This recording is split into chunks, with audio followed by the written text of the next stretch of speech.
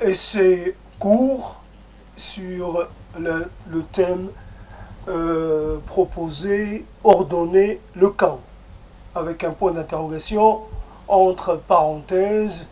Donc il y a dès le départ l'introduction d'une forme comment dire, de doute par rapport à l'accessibilité de, de l'objectif ou à l'accessibilité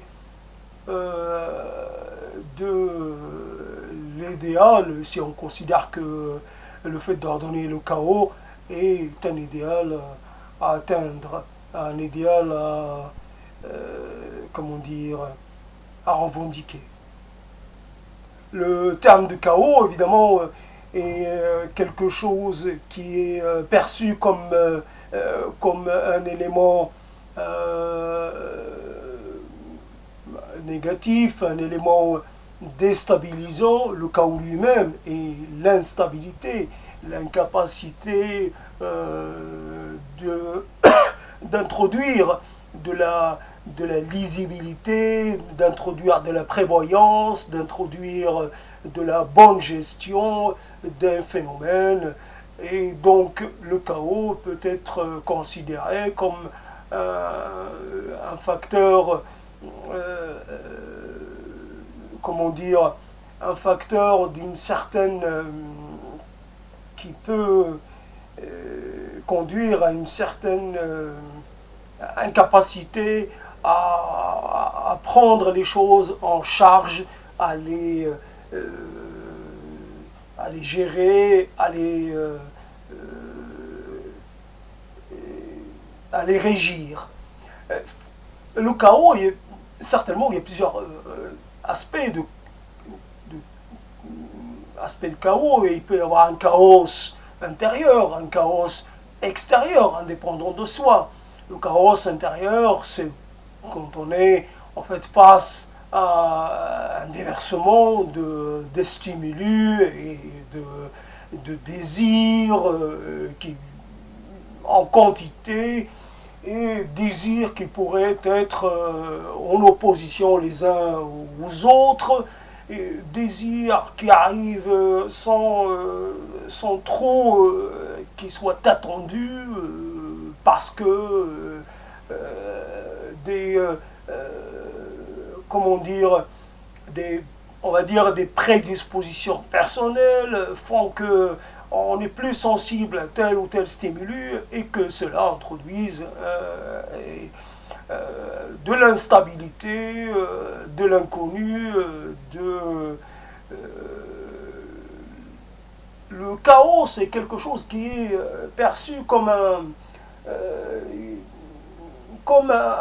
indestin, quelque chose qui n'est pas encore spécifié, qui est dans une phase de pré-formation, de acquisition d'une identité, d'une configuration. C'est comme si l'être en chaos serait un être encore un être informe. Le chaos est une certaine forme, est une forme d'informalité ou d'informabilité, quelque chose qui potentiellement peut, au vu des éléments qui la composent, potentiellement peut revêtir telle ou telle forme, emprunter telle ou telle direction. Donc ordonner le chaos, évidemment, sous ses deux pendants intérieurs et extérieurs, est une aspiration respectable en tant que telle. Et elle est cependant quelque part à atténuer, parce que le chaos n'est pas toujours l'état d'une distinction, l'état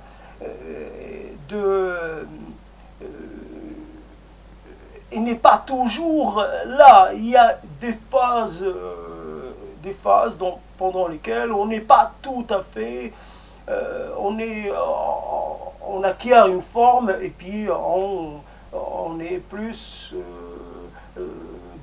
installé dans cette forme. Et le chaos, quelque part, peut être lié à une forme de jeunesse, à une certaine jeunesse. Et on peut parler du chaos, c'est la jeunesse de l'univers. Pendant la jeunesse de l'univers, s'il faut le dire aussi. Quelque part,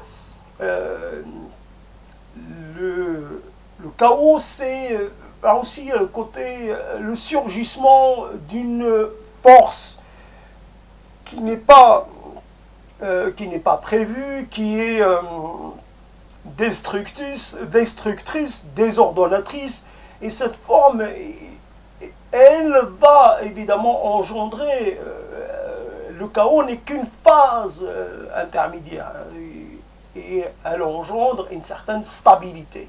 Évidemment, la stabilité peut être longue ou courte, cependant ce n'est pas vraiment un problème, savoir quelle est sa réalité, sa durabilité effective, puisque pour ce qui concerne la durabilité, l'observateur qui détermine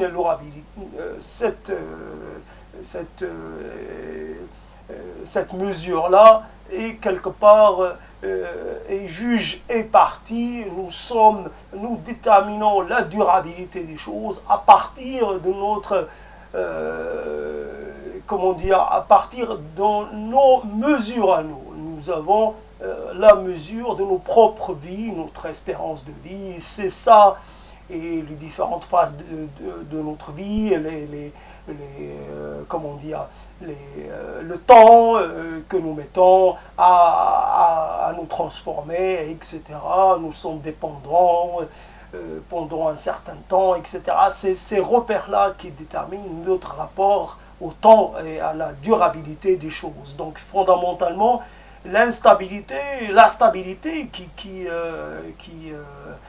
vient après le chaos peut être court, tout dépend, ou longue, ou extrêmement longue, extrêmement brève, tout dépend de l'identité, tout dépend de l'observateur, si tant il est toujours un observateur pour témoigner des phénomènes qui se produisent, les choses que nous appelons phénomènes. Il se peut qu'il n'y ait pas obligatoirement des phénomènes, mais que nous sommes encore dans cette dépendant de cet impératif de trouver la cause, les faits, le déroulement des choses. Il faut qu'il y ait toujours un départ, il faut qu'il y ait toujours un résultat, une conséquence. Nous sommes toujours une arrivée, il faut toujours que nous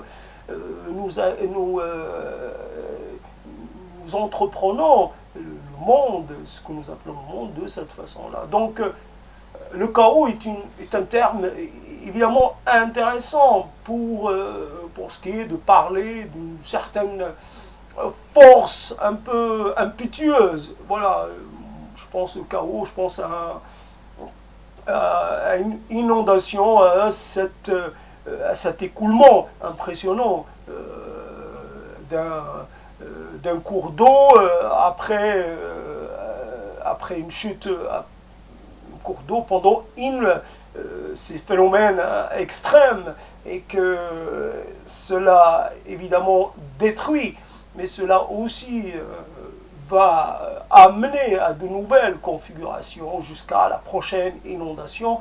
Et donc finalement, la matière quelque part, elle fonctionne de cette façon, elle passe par des phases, les phases de transformation chaotique, si on peut dire, ne sont que des phases normales, ordinaires, ce ne sont pas des phénomènes exceptionnels, ils font partie de l'histoire, l'histoire des choses, des phénomènes. Et donc, comme je n'ai que 15 minutes et comme je ne suis pas tout à fait très chaud, donc je vais essayer de prendre encore 5 minutes pour essayer ordonner le chaos qui est en moi. Moi aussi, je veux dire, on peut avoir une proposition, la proposition est quelque part, n'est pas toujours gérable, n'est pas toujours prévisible. On peut partir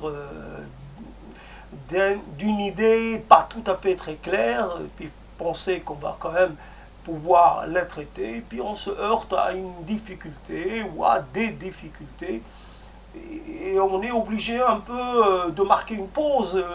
Là, je marque une pause, et je vais essayer de reprendre le cours des choses. Quand nous avons, par exemple, des phénomènes, là c'est un exemple facile, le phénomène de guerre civile et autres, nous avons là des éléments, des transformations chaotiques, des transformations violentes.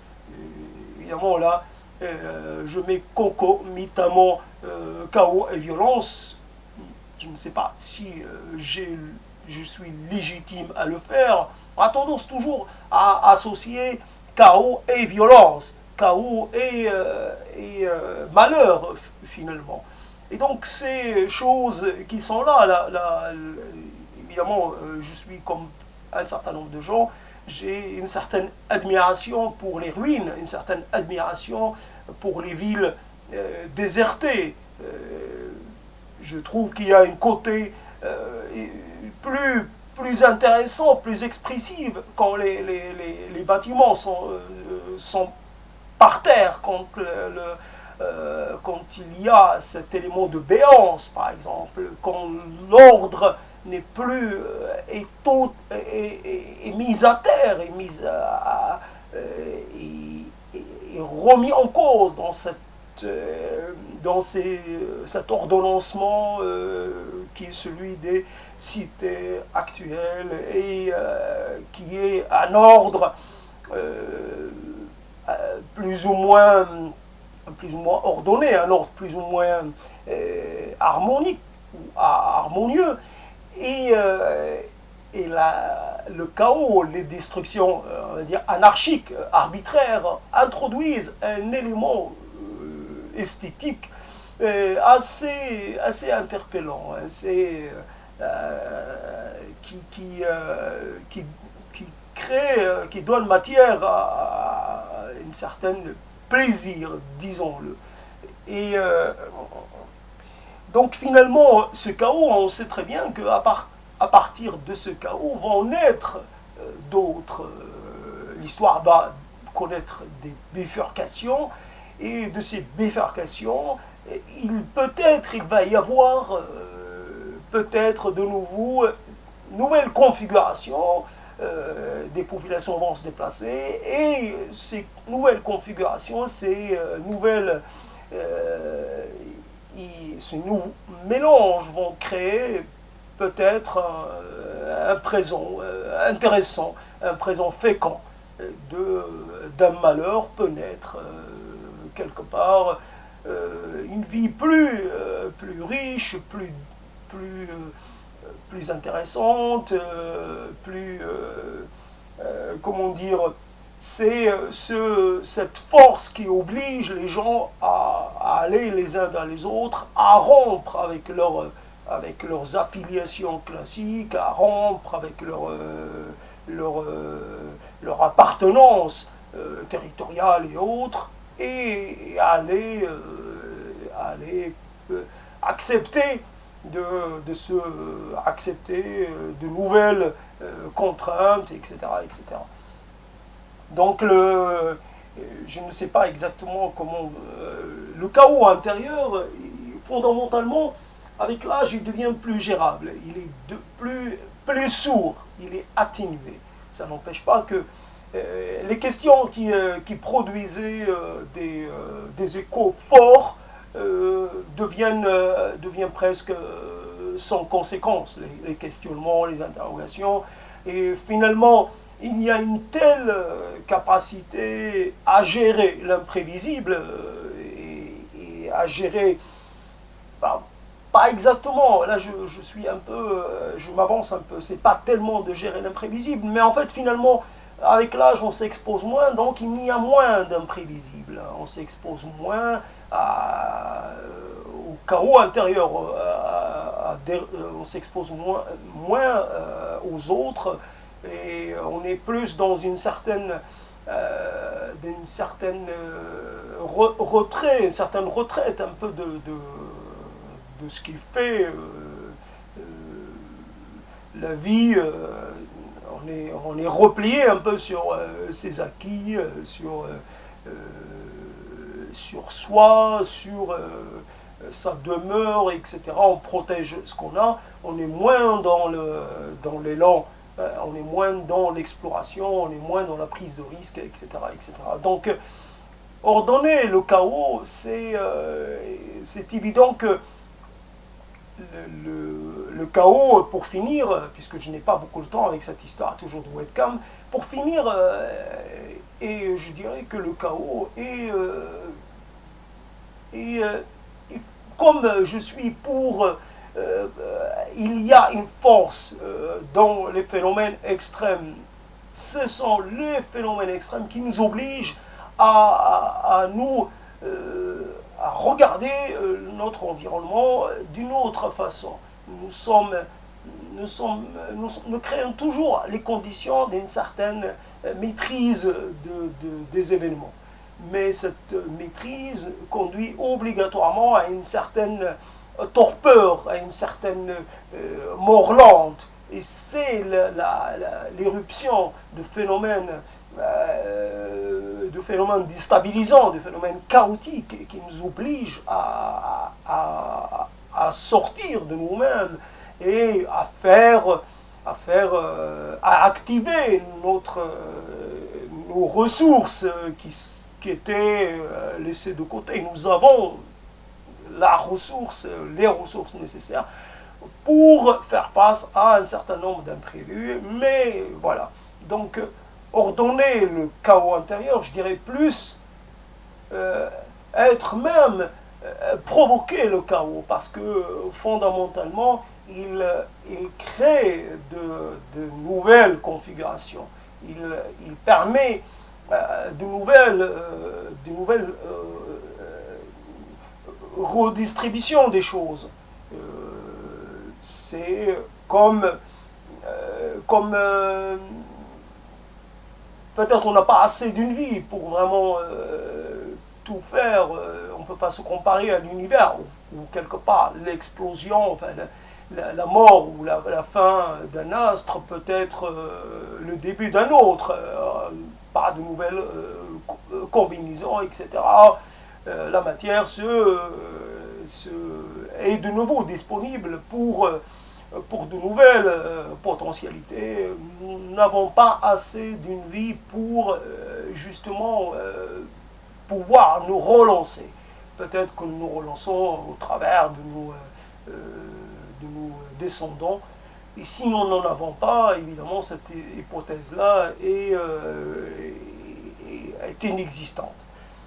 Donc, ce n'est pas évident de traiter un sujet comme cela. Il est évident qu'il reste ouvert, la question reste ouverte. Il est évident que mes arguments ne sont pas à la hauteur d'un tel sujet. Et évidemment, peut-être que c'est aussi une certaine, comment dire, c'est une bonne démonstration de ce qu'est quelque part le chaos. On provoque une certaine perturbation.